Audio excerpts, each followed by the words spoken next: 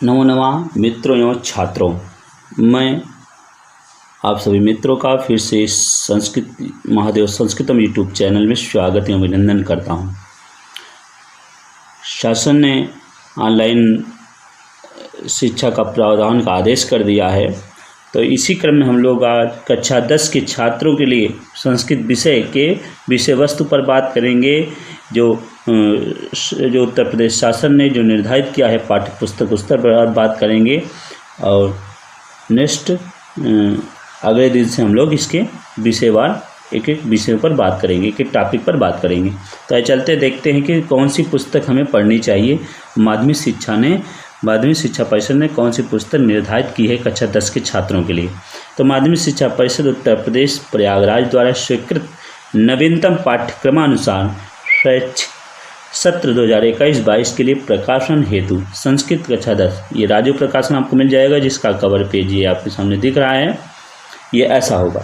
अब इसके आगे यदि हम देखें तो ये अगर आप पहला पेज खोलेंगे तो ये है, ये आपके सामने दिख रहा है कि सरकारी गजट उत्तर प्रदेश भाग 4 में प्रकाशित है। सचिव माध्यमिक शिक्षा परिषद उत्तर प्रदेश प्रयागराज की विज्ञप्ति संख्या 9/947 की सातत्य में शैक्षिक सत्र 2021-22 के लिए स्वीकृत नवीनतम पाठ्य पुस्तक या पाठ्यक्रम पर आधारित है। कक्षा 10 के संपादक डॉक्टर रमेश कुमार उपाध्याय जी और डॉक्टर योगेंद्र पांडे जी हैं, जो राज्य प्रकाशन से है, और इस पुस्तक का मात्र मूल्य 87 रुपये है। तो आप लोग परचेस कर सकते हैं कभी सभी छात्र। ये इसमें ये आपका संस्करण 2021-22 दिया गया है। और उसके बाद ये प्राकथन आप देख सकते हैं। प्राकथन में कुल मिला के पुस्तक में क्या खास है, क्या क्या बातें हैं, प्राकथन में उसको लेखक लिखता है। अब इसको पढ़ भी सकते हैं, देख लीजिए। माध्यमिक शिक्षा परिषद उत्तर प्रदेश प्रयागराज द्वारा निर्धारित नवीनतम पाठ्यक्रमानुसार कक्षा 10 के विद्यार्थियों के लिए प्रस्तुत संस्कृत विषय की अनिवार्य पाठ्य पुस्तक में संस्कृत गद्य, संस्कृत पद्य, संस्कृत कथा नाटक कॉमेडी और संस्कृत व्याकरण का समावेश किया, अर्थात 4 भागों में बांटा है। पहले भाग में संस्कृत गद्य को पढ़ना होगा, फिर दूसरे भाग में संस्कृत पद्य को पढ़ना होगा, फिर तीसरे भाग में संस्कृत कथा नाटक कॉमेडी को पढ़ना होगा और चौथे भाग में संस्कृत व्याकरण को पढ़ना होगा। तो संस्कृत गद्य में, पद्य में और कथा नाटक कॉमेडी में क्या बातें खास हैं, इसको यहाँ दिया गया है। तो आप इसको अपने से पढ़ सकते हैं और समझ भी सकते हैं, बहुत आसान है। इसके आगे हम उसके विषय पर बात करेंगे कि कैसे माध्यमिक शिक्षा परिषद द्वारा जो निर्धारित पाठ्य पुस्तक है उससे कैसे प्रश्न पूछे जाते हैं और किस भाग से, किस पार्ट से क्या क्या पूछे जाएंगे और कितने अंक का निर्धारण होगा, इसमें ये आपको दिखा रहे हैं। तो आप देख रहे हैं कि इस विषय में 70 अंक की लिखित परीक्षा होगी। कितने अंक की? 70 अंक। यहाँ देखिए, इसको ध्यान देने वाली योग्य बातें हैं। 70 अंक की लिखित परीक्षा होगी, क्योंकि हम जिस परीक्षा में बैठ रहे हैं उसका प्रारूप हमें जानना नितांत आवश्यक होता है। देखिए, तो यहाँ पे ये 70 अंक की लिखित परीक्षा ले रहे हैं। कितना अंक की? 70 अंक की लिखित परीक्षा होगी और 30 अंकों का आंतरिक मूल्यांकन विद्यालय स्तर पर किया जाएगा, अर्थात 30 अंकों प्रैक्टिकल जिसको कह सकते हैं अथवा वाइवा कह सकते हैं, जो विद्यालय के स्तर पर आंतरिक मूल्यांकन होगा इसका। संपूर्ण पाठ्यक्रम के आधार पर प्रश्न पत्र में वस्तुनिष्ठ प्रश्नों का भी उल्लेख होगा, अर्थात इसमें जो है वस्तुनिष्ठ प्रश्न भी आएंगे। इसके उत्तर के रूप में 3 या 4 उत्तर प्रश्न पत्र में अंकित होंगे, उनमें से शुद्ध उत्तर होगा, उसका उल्लेख पुस्तिका में छात्र को अंकित करना होगा। इनका अंक विभाजन निम्नवत है। अब देखिए, ये कह रहे हैं कि एक तो विस्तृत उत्तर ही आएगा, तो उसको आपको करना ही है। साथ में ये बहुविकल्पी प्रश्नों का भी प्रावधान कर रहे हैं, जिसमें 4 विकल्प आप होंगे, उसमें से एक टिक करके और उत्तर पुस्तिका में छात्र को वो लिखना होगा। तो सारे देखिए, हर पार्ट का ये विभाजन इन्होंने किया है।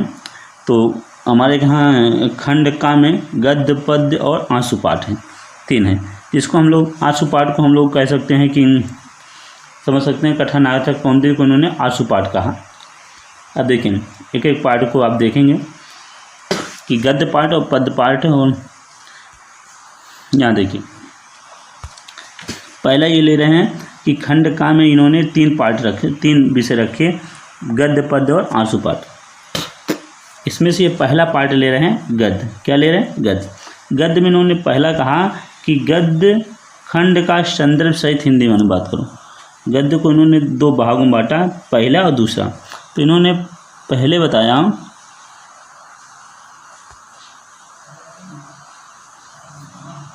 देखिए, इन्होंने पहले पार्ट में कहा कि एक प्रश्न आएगा इसमें गद्य खंड का संदर्भ सहित हिंदी में अनुवाद होगा। एक गद्य का कोई खंड होगा, उसका संदर्भ लिखना होगा और हिंदी में अनुवाद लिखना होगा।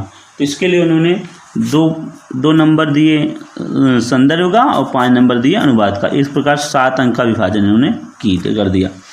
और दूसरा गद्य पाठ में इन्होंने पाठ का सारांश लिखने की बात बोली। क्या बोली? पाठ का सारांश, अर्थात जो गद्य पाठ में जो निर्धारित कुछ पाठ हैं, कुछ लेसन हैं, उसका अपने शब्दों में सारांश लिखना होगा, जिसके लिए इन्होंने 4 अंक निर्धारित किया, अर्थात 4 अंक को देने का प्रावधान है। अब आइए, तो आप गद्य पाठ में आपको पढ़ना है, समझ लें।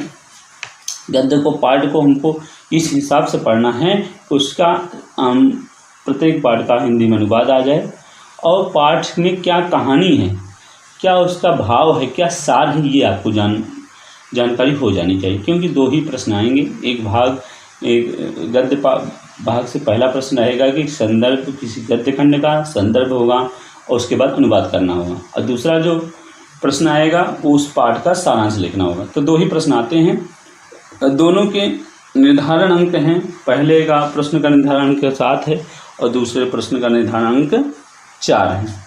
अब आइए पद्य पाठ देखते हैं कि पद्य पाठ में क्या आएगा। तो पद्य पाठ में देखेंगे कि पद्यांश की संदर्भ सहित हिंदी में व्याख्या आएगी। तो आप समझ लें उसी तरह गद्य की तरह कि पद्यांश जो पहला प्रश्न होगा वो जो है संदर्भ सहित हिंदी में व्याख्या आएगी। पद्यांश को दिया जाएगा, उसका संदर्भ लिखना होगा और हिंदी में व्याख्या करनी होगी। इसके लिए भी संदर्भ के लिए 2 अंक और व्याख्या के लिए 5 अंक निर्धारित है। इस तरह टोटल पहले प्रश्न के लिए उन्होंने 7 अंक निर्धारित किए हैं। और दूसरा पद्य पाठ में सूक्तियों की संदर्भ सहित व्याख्या आएंगी। कुछ पद्य पाठ के पाठों में कुछ सूक्तियाँ होंगी, उसमें से किसी एक सूक्ति की संदर्भ सहित व्याख्या करनी होगी। इसके लिए उन्होंने 1 अंक संदर्भ का, 2 अंक व्याख्या की। इस प्रकार 3 अंक निर्धारित किया है। और जो तीसरा पार्ट है उसमें किसी एक श्लोक का संस्कृत में अर्थ लिखना होगा और इसके लिए उन्होंने 5 अंक निर्धारित किए। कितने अंक? 5। देख लें, समझ लें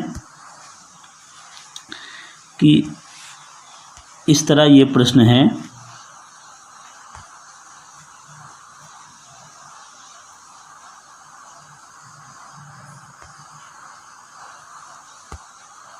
ठीक है। अब आइए गद्य पाठ पद्य पाठ समझ लिए। गद्य पाठ से हमारे पास 11 अंक आएगा और पद्य पाठ से 15 अंक आएगा। तो ये समझ लें। उसके बाद आता है आंसू पाठ, जिसे इस भाग में बताया जाएगा कथा, नाटक, कौमुदी, अर्थात कुछ कहानियाँ होंगी, उससे कुछ प्रश्न आएंगे। तो इससे 2 प्रश्न आएंगे।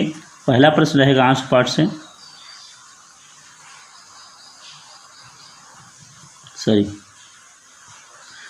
आंसू पाठ से पहला प्रश्न रहेगा पात्र का चरित्र चित्रण हिंदी में।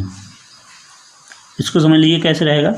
ये कथा, नाटक, कौमुदी वाकई में एक कहानी है। जो कुछ कथा, कुछ कहानियाँ हैं, उसमें से कुछ पात्र आएंगे तो उनका चरित्र चित्रण लिखना होगा और वो भी हिंदी में। उसके लिए उन्होंने 4 अंक निर्धारित किए। कितने अंक? 4 अंक।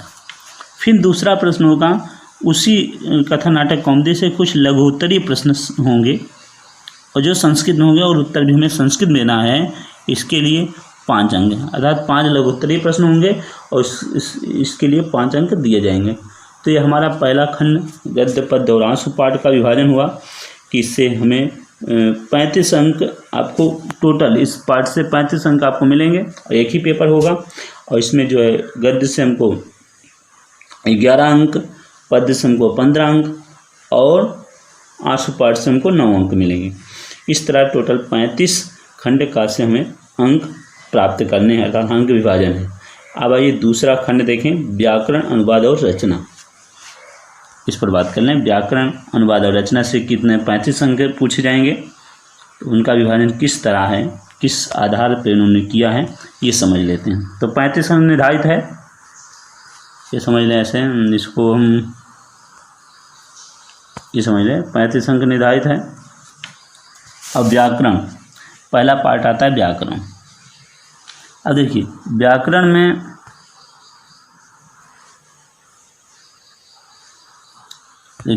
में जो है पहला जो है, ये जो पहला पार्ट है प्रत्याहार का सामान्य परिचय एवं वर्णों का उच्चारण स्थान। तो प्रत्याहार का सामान्य परिचय आपको पढ़ाया जाएगा और वर्णों का उच्चारण स्थान पढ़ाया जाएगा, उससे हमें 2 अंक मिलेंगे। और वर्ण क्या है जानते हैं, महेश्वर सूत्र को ही वर्ण कहते हैं हमारे संस्कृत व्याकरण में, तो उससे प्रत्याहार बनते हैं। तो ये प्रत्याहार और वर्णों का उच्चारण स्थान इत्यादि हमको अध्ययन कराया जाएगा और उससे हमें 2 अंक प्राप्त होंगे। कितने अंक? 2 अंक। इसके लिए 2 अंक निर्धारित है। फिर दूसरा पार्ट हमें संधि पढ़ाया जाएगा। व्याकरण में दूसरा क्या पढ़ाया जाएगा? संधि। इसमें संधि जैसे दीर्घ संधि, गुण संधि, वृद्धि संधि इत्यादि का अध्ययन कराया जाएगा और इसके लिए हमें 3 अंक निर्धारित हैं, 3 अंक मिलेंगे। फिर उन संधियों में हमें हल संधि, विसर्ग संधि, हल संधि और विसर्ग संधि पढ़ाया जाएगा, क्योंकि स्वर संधि इन्होंने कक्षा 9 में आपको अध्ययन करा दिया है। हल संधि में मौन स्वारा, अनुस्वारा, यहीं पर सवर्णा 2 ही सूत्र पढ़ाए जाएंगे। और विसर्ग संधि में विसर्जनीय सह ससोरूह, अरोरोरुत, प्लुतात प्लुते और हसिचा, ये 4 सूत्र पढ़ाए जाएंगे। कुल मिला के आपको 4, 3, 7, 4, 2, 6 सूत्र पढ़ाए जाएंगे, उससे 3 अंक आपको प्राप्त होंगे। फिर आइए तीसरा पार्ट होगा शब्द रूप। तो कुछ शब्द रूप पढ़ाए जाएंगे, पुल्लिंग के, स्त्रीलिंग के और नपुंसकलिंग के। आशा करके दिया है। तो पुल्लिंग हमें पितृ, भगवन, गो, करिन और राजन ये पढ़ाए जाएंगे। और स्त्रीलिंग में नदी, धेनु, वधु, सरित ये पढ़ाए जाएंगे 4 ठो। और नपुंसकलिंग में वारी, मधु, नामन, मनस, किम, यद, अदस ये पढ़ाए जाएंगे। इसके लिए टोटल इन्होंने 2 अंक निर्धारित किए हैं।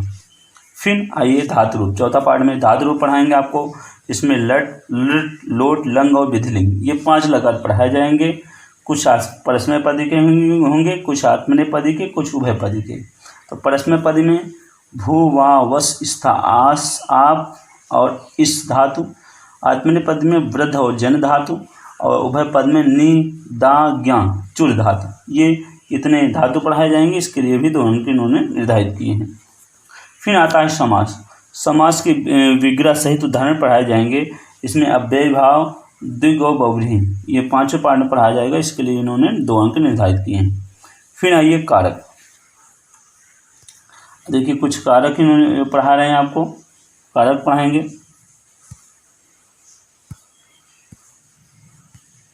देखिए ये कारक आपको पढ़ाएंगे। छठे पार्ट में कारक में विभक्तियाँ। निम्न सूत्रों के आधार पर कारक विभक्ति का ज्ञान और प्रयोग कराया जाएगा। पहला सूत्र है कर्तुरुषितम कर्म, कर्मणि द्वितीया और साधारणतम कर्म, अर्थात करण कारक से ये 3 सूत्र।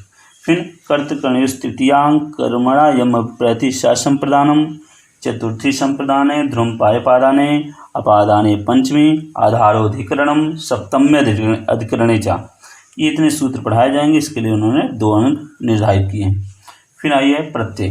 प्रत्यय में भी इन्होंने 7वां पार्ट है, ये भी 2 अंक निर्धारित है। इसमें ता, तवतु, तिन, त्वा, ल्यप, क्षत्रि, सानच, तुमुन, मतुप, ठक, त्वा, तल, टाप, अनियल इन प्रत्ययों को पढ़ाया जाएगा। इसके लिए उन्होंने 2 अंक निर्धारित किए हैं। अब इसके आगे हम देखते हैं। देखिए अगला अंक है। इसके बाद ये वाच्य परिवर्तन पढ़ाएंगे 8वें पार्ट में व्याकरण के, उसके लिए 2 अंक निर्धारित हैं। ये 3 वाच्य होते हैं, कर्तृवाच्य, कर्मवाच्य, भाववाच्य, इसको पढ़ाएंगे और 2 अंक निर्धारित हैं। फिर अनुवाद आपको ये पूछेंगे, अनुवाद से हिंदी अनुच्छेद का संस्कृत अनुवाद, अर्थात एक हिंदी का कोई अनुच्छेद दे देंगे, कोई अंश, गद्यांश का अंश दे देंगे, उसको अब संस्कृत में करना होगा। इसके लिए इन्होंने 6 अंक निर्धारित किए। फिर रचना पूछेंगे। रचना में निबंध होगा, कम से कम 8 वाक्य का होगा। फिर संस्कृत शब्दों का वाक्यों में प्रयोग होगा और इसके लिए उन्होंने 8 अंक निर्धारित किए हैं। निबंध के लिए और 4 अंक निर्धारित किए हैं संस्कृत शब्दों का वाक्यों में प्रयोग। और निबंध में इन्होंने जनसंख्या का पूछ सकते हैं, पर्यावरण का, स्वास्थ्य का, शिक्षा, ट्रैफिक रूल की जानकारी हेतु प्रश्न के रूप में पूछे जाएंगे। ठीक है, कि आधार जनसंख्या से पूछ सकते हैं, पर्यावरण से, स्वास्थ्य से, शिक्षा से और ट्रैफिक रूल से अर्थात सड़क के नियम से। अब देखिए निर्धारित पाठ्यपुस्तक किस तरह 35 अंक इन्होंने सेकंड पार्ट से पूछेंगे, 35 अंक फर्स्ट पार्ट से और 30 अंक आंतरिक मूल्यांकन होगा छात्रों का। अब आइए आगे देखते हैं। इन्होंने बता रहे हैं कि निर्धारित पाठ्यपुस्तक निम्नलिखित पाठ्यपुस्तकों के सम्मुख अंकित पाठ्यपुस्तक माध्यमिक शिक्षा परिषद द्वारा निर्धारित अंक का अध्ययन होगा। संस्कृत व्याकरण। अब देखिए ये सब जो है वाइवा के प्रश्न हैं, ये सब प्रत्याहार, हाँ, संधि, समास, कारक, वाच्य परिवर्तन, अनुवाद, ये सब जो है आपको वहाँ डिटेल ये उसी का व्याकरण का बता रहे हैं। शब्द रूप, धातु रूप, संस्कृत निबंध, ठीक है। फिर संस्कृत, अब देखिए उसी को सिलेबस जितना पाठ्यपुस्तक निर्धारित है, निर्धारित पाठ्यपुस्तक को वो बता रहे हैं। तो उन्होंने पहले व्याकरण को लेकर बताया, तो व्याकरण समझ लें, पाठ्यपुस्तक को भी, पाठ्यक्रम को भी। अभी हम लोग अंक विभाजन पढ़ रहे थे। तो संस्कृत व्याकरण में इन्होंने देखिए पहले पार्ट में प्रत्याहार का सामान्य परिचय, उच्चारण, स्थान, फिर संधि का व्यंजन और विशेष संधि पढ़ाएंगे, फिर समास का अव्यय, भावदिक, बहुव्रीहि, फिर कारक एवं विभक्ति परिचय, फिर वाच्य परिवर्तन, फिर अनुवाद में कुछ नियम बताएंगे, फिर प्रत्यय, फिर शब्द रूप, धातु रूप, संस्कृत पदों का वाक्यों में प्रयोग, संस्कृत वाक्य शुद्धि और संस्कृत निबंध। ये इतना चीज़ आपको पढ़ाएंगे। अब उसके बाद ये जो निबंध है उसमें ये इतने इन्होंने दिया है, इतने विषयों पर इस पुस्तक में दिया गया, उसको हम लोग पढ़ेंगे। फिर उसके बाद गद्य भारती, जो गद्य पहला पार्ट है गद्य भारती, उसमें देखिए कौन कौन से पार्ट निर्धारित हैं। तो संस्कृत गद्य भारती में संस्कृत साहित्य पर एक दृष्टि, अर्थात कुछ एक लेख लिखेंगे जिसमें संस्कृत साहित्य के विषय में बताएंगे। फिर देखिए फिर कुछ पाठ हैं, वैदिक मंगलाचरण है, फिर कविकुल गुरु कालिदास पहला पाठ है, फिर उद्भिज परिषद है, नैतिक मूल्यानि, विश्व कवि रवींद्र, कार्यम व साध्यम, देय व पातेयम है, आदि शंकराचार्य है, संस्कृत भाषायाः गौरवम है, मदन मोहन मालवीय है, जीवनम निहितम वने, 9वां पाठ है। फिर 10वां पाठ है लोकमान्य तिलकः, फिर गुरु नानक देवः, दीनबंधु ज्योतिबा फूले हैं। फिर संस्कृत पद्यपीयूषम में लक्ष्य वेद परीक्षा है, वृक्षाणाम चेतनत्वम है, शुक्ति सुधा है, शांति सौख्यम है, विद्यार्थी चर्या है, गीतामृतम है, जिव्याद भारतवर्षम है, और कथा नाटक कॉमेडी में महात्मना संस्मरणानि कारुणिको जीमूतवाहना, धैर्य धना ही साधवाः, यौतुका पाप संचयाः, भोजस्य शल्यचिकित्सा, ज्ञानम पूततरम सदा वयम भारतीया। ये सारे पाठ हैं। तो हमको इसको निर्धारित करना, ये पढ़ना है। तो इस वीडियो में इतना ही। नेक्स्ट वीडियो में हम लोग विषयवार के विषयों पर क्रम से अध्ययन करेंगे। तो अगला टॉपिक हमारा होगा, अगला सत्र का वीडियो अगली बार का, ये संस्कृत साहित्य पर एक दृष्टि हम डालेंगे पाठ्यपुस्तक के अनुसार। इस वीडियो में इतना ही। शीघ्र नए विषय के साथ मिलते हैं, तब तक के लिए महादेवा नमः।